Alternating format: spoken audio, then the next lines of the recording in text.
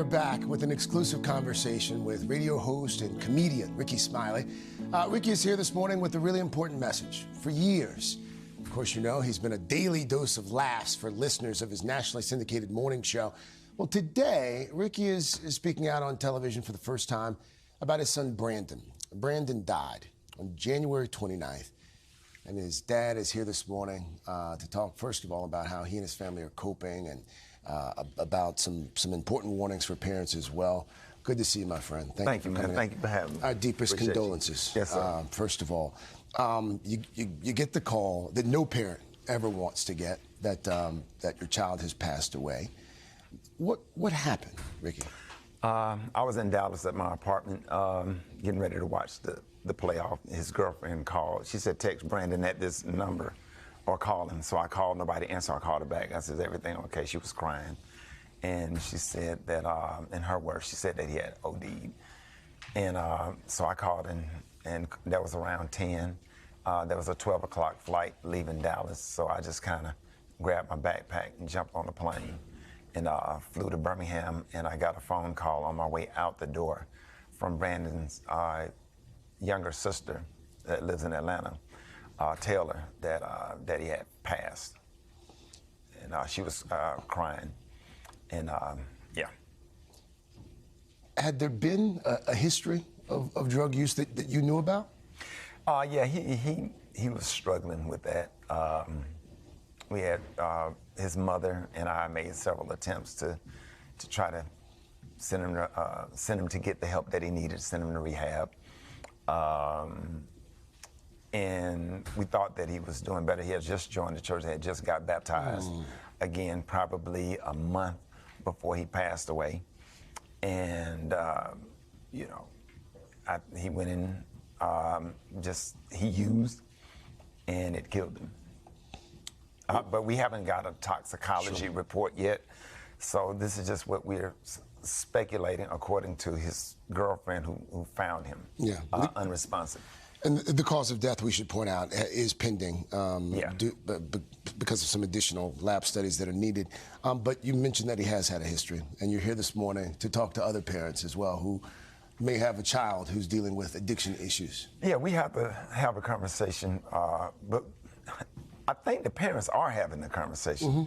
The problem is getting the kids to listen to what the parents are saying.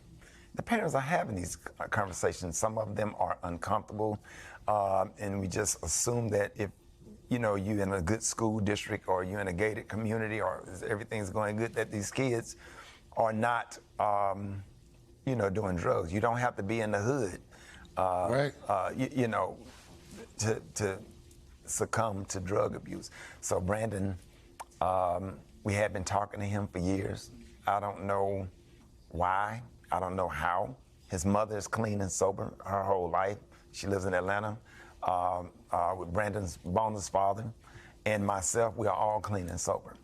And I just don't. I don't know. I hate it.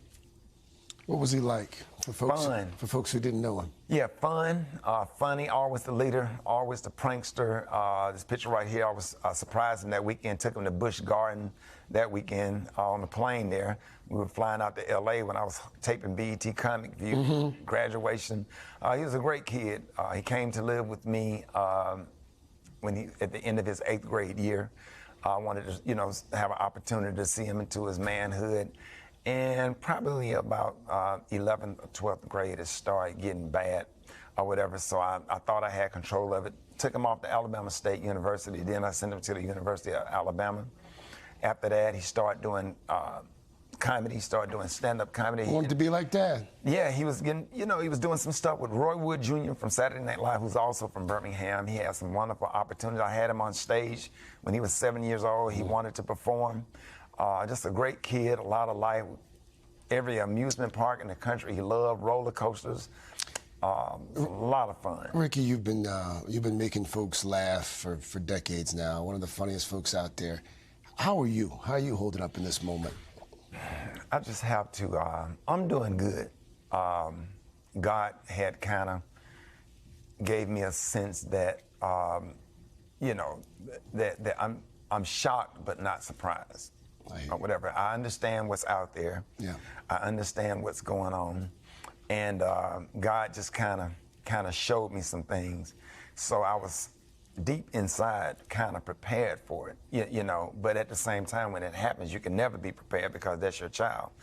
But I'm doing good. I still have to do my morning show. I still have to press my way through, pray my way through, lean on my spirituality, because the God that we serve is just awesome. Have given me peace that surpasses all understanding. And if anything make me cry, it's God's goodness, to be able to get out of the bed, to be able to do my morning show, to be able to protect the rest of my kids, my grandkids, and the rest of my family. So I just thank God for his grace and his mercy. Take care of yourself, okay? Yes, sir. Thank you. Thank you.